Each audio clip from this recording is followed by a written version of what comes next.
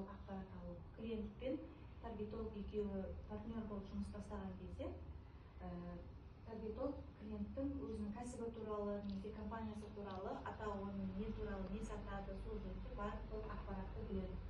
Жарнамасының мақсаты туралы, аудиториясы туралы барлығын сұрауға керек. Және өнімнің қызметінің детальдарын қандай форматта сатады, онлайн форматта ма, офлайн форматта ма, сол жөнінде барлығын сұрап алады. Креатив талаптары, мысалға, клиент өзі осындай қылып жасағым келеді видеоны деп айтса, оның барлығын жасап береді. Бюджет мерзімі, ол мысалға таргет рекламасын қанша уақытқа жібереді, бір аптаға ма, 2 аптаға ма, оның барлығын анықтап алу керек. Және бюджетке бір күнде қанша доллар қояды, оның барлығын нақты анықталу керек.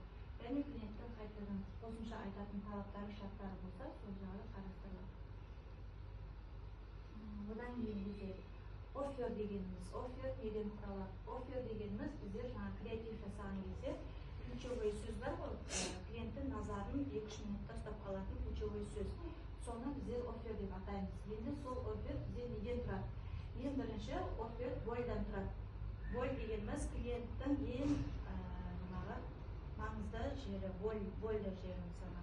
Мысалға, сіз немен айналысасыз? Мысалға, сіз декретныймен айналысасыз, мысалы декретный мамашалардың мысалға больдары қандай? Сол анықтайсыз деген сияқты. Сіз мысалы планировкада сізде оқу орталығы.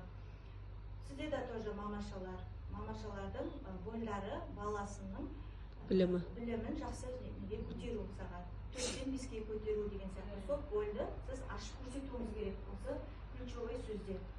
Және одан кейін желаниесін ашасыз. Желаниесі деген ол, осы таргет рекламасын жіберген кезде сіздің жаңағы клиентіңіз қандай желаниесін ашады. Мысалға, сіздің продленкеге мамашалар өзінің баласын беру арқылы жақсы деңгейге шығарады, мысалға 5-ке шығарады, білімі жоғарылайды деген сияқты. Соны сіз барлығын ашып көрсету керексіз. Соны жаңағы больді ашасыз, одан кейін желаниесін ашасыз. Одан кейін возражениесі. Возражениесі ол қарсылас, мысалға, неше түрлі қорқыныш ойлары болады, аналар, мысалға, қымбат емес па, болмаса алып кете ма деген сияқты, жақсы опытный, тәжірибелі маманда екен деген сияқты сіз туралы ойлары, қорқыныштар болу керек. Соны да тоже ашып көрсетуіңіз керек.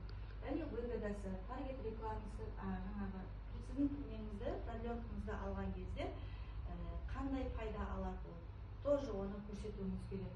Және триггер, call to action, қазір ол туралы айтамыз.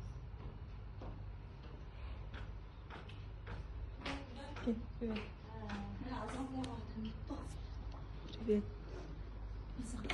Одан кейін уже біздер креатив жасап бастаймыз. Креатив өтімді болу керек. Өтімді креатив жасау әдісі.